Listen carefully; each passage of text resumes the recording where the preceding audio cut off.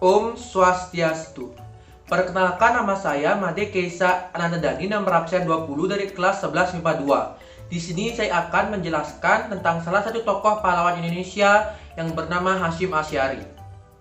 Kiai Hasyim ini dilahirkan oleh pasangan Kiai Asy'ari dan Halimah pada hari Selasa Kliwon tanggal 14 Februari tahun 1871 Masehi atau bertepatan dengan 12 Zulhijjah tahun 1287 Hijriah. Tempat kelahiran beliau berada di sekitar 2 km ke arah utara dari kota Jombang, tepatnya di Pesantren Gedang.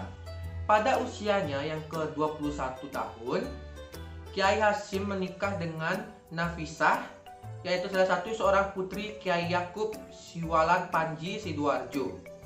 Pernikahan itu dilangsungkan pada tahun 1892 Masehi atau 1308 Hijriah. Tidak lama kemudian, Kiai Hasyim bersama istri dan mertuanya berangkat ke Mekah guna menunaikan ibadah haji bersama istrinya Nafisah. Kiai Hasyim kemudian melanjutkan tinggal di Mekah untuk menuntut ilmu. 7 bulan kemudian, Nafisah meninggal dunia setelah melahirkan seorang putra bernama Abdullah. 40 hari kemudian, Abdullah menyusul ibu ke alam baka. Kematian 2 orang yang sangat dicintai itu membuat Kiai Hasyim sangat terpukul. Kiai Hasyim akhirnya memutuskan tidak berlama-lama di Tanah Suci dan kembali ke Indonesia setahun kemudian. Setelah lama menduda, Kiai Hasyim menikah lagi dengan seorang gadis anak, Kiai Romli dari desa Karangketes, Kediri, bernama Khadijah. Pernikahannya dilakukan sekembalinya dari Mekah pada tahun 1899 Masehi atau 1325 Hijriah. Pernikahannya dengan istri kedua juga tidak bertahan lama, karena 2 tahun kemudian, pada tahun 1901, Khadijah meninggal.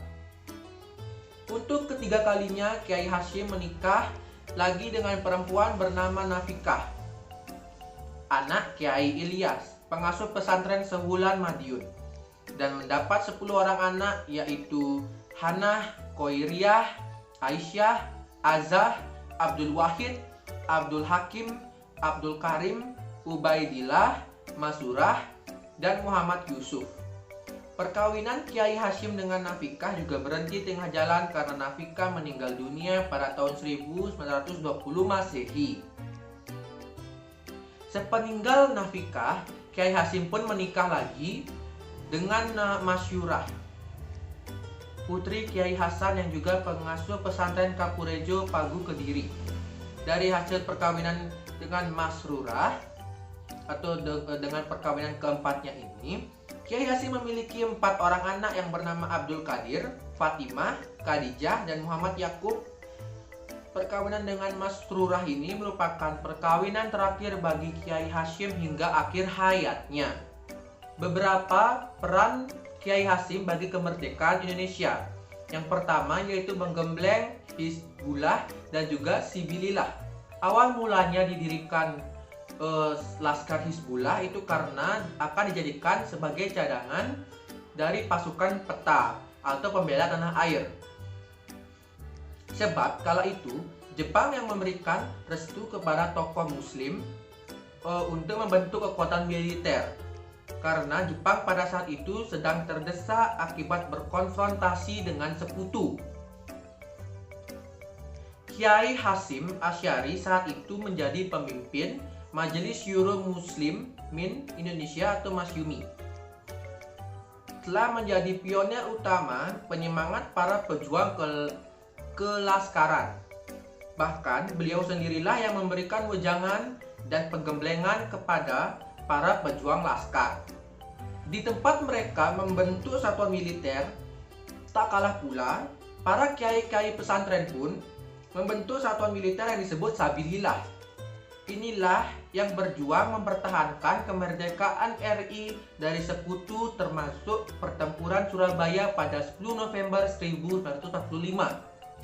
Lalu yang kedua yaitu mengeluarkan fatwa resolusi jihad. Sebelum keputusan soal resolusi jihad pada 22 Oktober 1945, Kiai Hasyim pada 17 September 1945 beliau mengeluarkan fatwa jihad yang berisikan ijtihad bahwa perjuangan membela tanah air sebagai suatu jihad fisabilillah. Fatwa ini merupakan bentuk jawaban dari pertanyaan Presiden Soekarno yang memohon fatwa hukum mempertahankan kemerdekaan bagi umat Islam. Pada 21 sampai 22 Oktober 1945,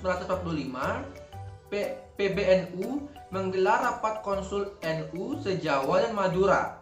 Rapat digelar di kantor Hobsbestur Nahdlatul Ulama di Jalan Bubutan 6 nomor 2 Surabaya. Di tempat inilah setelah membahas situasi perjuangan dan membicarakan upaya mempertahankan kemerdekaan Indonesia. Di akhir pertemuan pada tanggal 22 Oktober 1945, PBNU akhirnya mengeluarkan sebuah resolusi jihad sekaligus menguatkan fatwa jihad Rais Akbar Nu Hadratus Syahik KH Hasyim Asy'ari. Isinya adalah menyuruh kepada bahwa wajib hukumannya yang berjuang mempertahankan NKRI yang gugur dalam medan perang dianggap sebagai syahid fisabilillah. Dalam redaksi yang dikutip oleh Agus Sunyoto dalam bukunya yaitu Resolusi Jihad Nu dan Perang 4 Hari di Surabaya 2016, bakal lebih rinci lagi yaitu isinya berperang menolak dan melawan penjajah itu fardhu ain yang harus dikerjakan oleh tiap-tiap orang Islam, laki-laki, perempuan, anak-anak bersenjata atau tidak. Bagi yang berada dalam di jarak lingkaran 94 km dari tempat masuk dan kedudukan musuh, bagi orang-orang yang berada di luar jarak lingkaran tadi, kewajiban itu jadi fardhu kifayah yang cukup kalau dikerjakan sebagian saja. Peristiwa ini memang terjadi pasca 17 Agustus 1945, tetapi perjuangan mempertahankan kemerdekaan ini menjadi tonggak kelangsungan bangsa. Sangat mungkin berbeda jika terjadi sekutu datang, kita kalah dalam peperangan. Tanpa perlawanan akan menjadi negara boneka ataupun masih jadi persemakmuran. Artinya tidak sepenuhnya berdaulat walau telah dinyatakan merdeka. Nah, itulah beberapa peran-peran penting Hasyim Asy'ari bagi kemerdekaan Indonesia. Dan sekarang saya akan memberitahu dan menjelaskan mengapa dan alasan saya memilih beliau dalam pembahasan kali ini. Karena menurut saya beliau sangatlah berjasa bagi kemerdekaan Indonesia dan juga bagi agama Islam. Karena dalam menjalankan tugasnya untuk kemerdekaan Indonesia, beliau itu juga memperhatikan agama Islam. Seperti contohnya, beliau saat menjalankan taktik atau strategi dakwah itu beliau melakukan strategi dakwah itu dengan mendirikan pondok pesantren di Tebu Ireng agar memudahkan beliau dalam menjalankan atau melakukan dakwah dan syiar pendidikan Islam, serta melakukan dakwah melalui politik dan melalui perenungan terhadap penjajah. Dan hal itulah yang sangat menginspirasi saya untuk menjadikan beliau sebagai topik pembahasan pada video kali ini. Dan menurut saya hal itu hal yang sangat mulia dan juga perlu dicontoh bagi generasi sekarang dan maupun generasi yang mendatang.